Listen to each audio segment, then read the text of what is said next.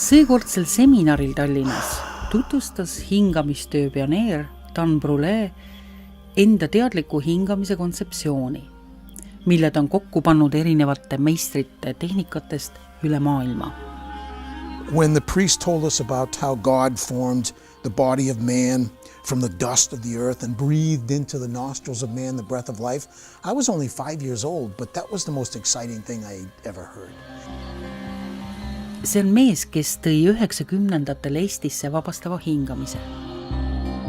Saates tuleb veel juttu Heiki Thompsoniga, kes on teadliku hingamisega tegelenud juba üle 4 aasta.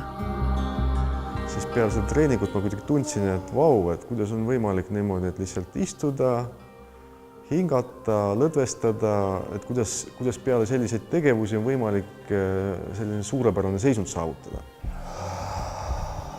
Näeme, kuidas toimub biodünaamilise hingamise ja trauma vabastamise seanss Ilonaga. Välja. Et siis ongi, et siis seesama see hängitunne, mida ma siis alguses nagu ütlesin, et mul on nagu hängitunne, et see oligi see. Oma muljeid Brule seminarist jagab tippjuht Üllar Pauklin. Hingamine on see, mida kõik inimesed oskavad ja teevad nagu alateadvuslikult, aga kui seda nagu teadvustama hakata, siis see annab nagu juurde selle igasuguseid võimalusi, mis selle hingamise kõik saab teha, mida muidu peab tegema mingid teiste vahenditega enda juures.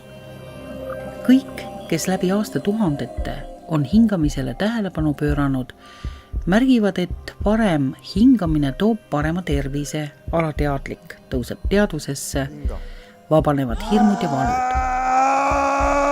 Hingamis kui abivahendit keha, meele ja vaimu jaoks võib kasutada igaüks. See aitab väga paljudes rasketes olukordades.